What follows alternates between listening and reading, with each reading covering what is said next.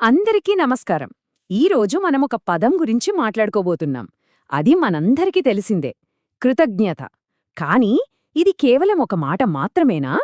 అస్సలు కాదు. మన పురాణాల నుంచి యోగ మార్గం దాకా ఇదొక జీవన విధానం.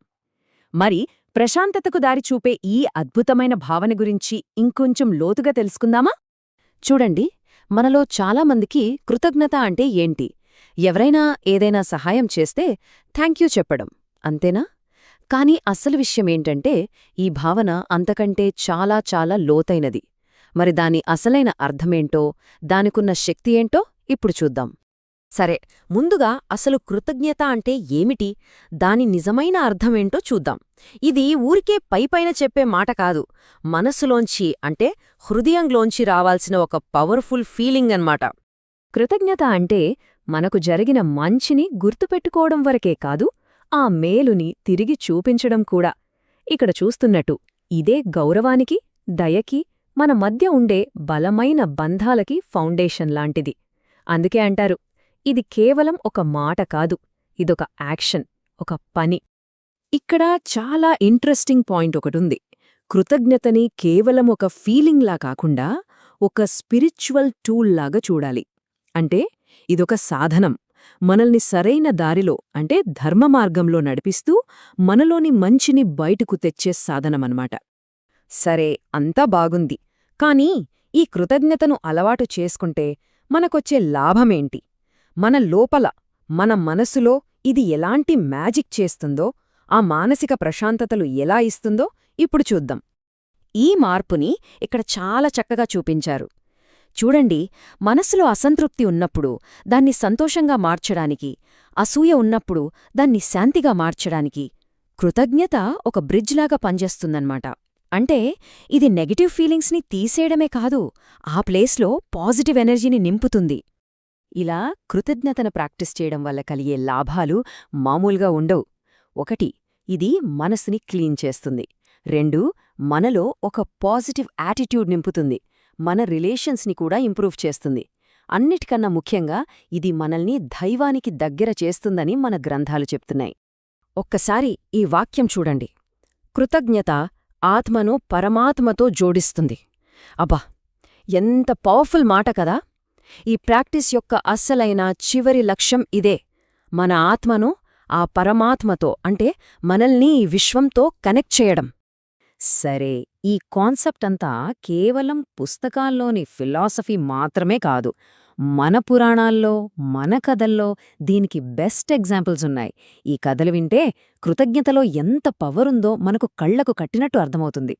మన ఇతిహాసాల నుండి కొన్ని అద్భుతమైన ఉదాహరణలు చూద్దాం. ముందుగా రాముడి మీద హనుమంతుడికి ఉన్న భక్తి, అది ఒక రకమైన కృతజ్ఞతే. అలాగే కృష్ణుడి మీద అర్జునుడికి ఉన్న గురుభక్తి. ఇక కృష్ణుడు సుధాముడి మధ్య ఉన్న స్వచ్ఛమైన స్నేహం. ఈ 3 మనకు గొప్ప పాఠాలు నేర్పుతాయి.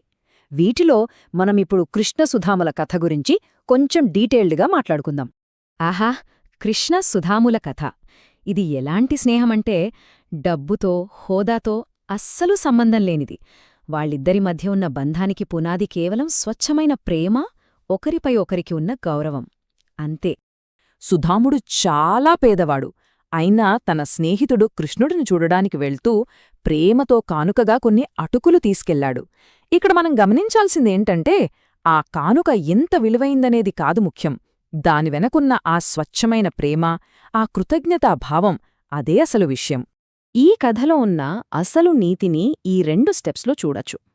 ఫస్ట్ స్టెప్, సుధాముడు తిరిగి ఏమీ ఆశించకుండా తన దగ్గర ఉన్నది ప్రేమతో ఇచ్చాడు. సెకండ్ స్టెప్, కృష్ణుడు ఆ అటుకులను అంతే ప్రేమతో తీసుకుని బదులుగా సుధాముడికి ఊహించలేనంత సంపద ఇచ్చాడు.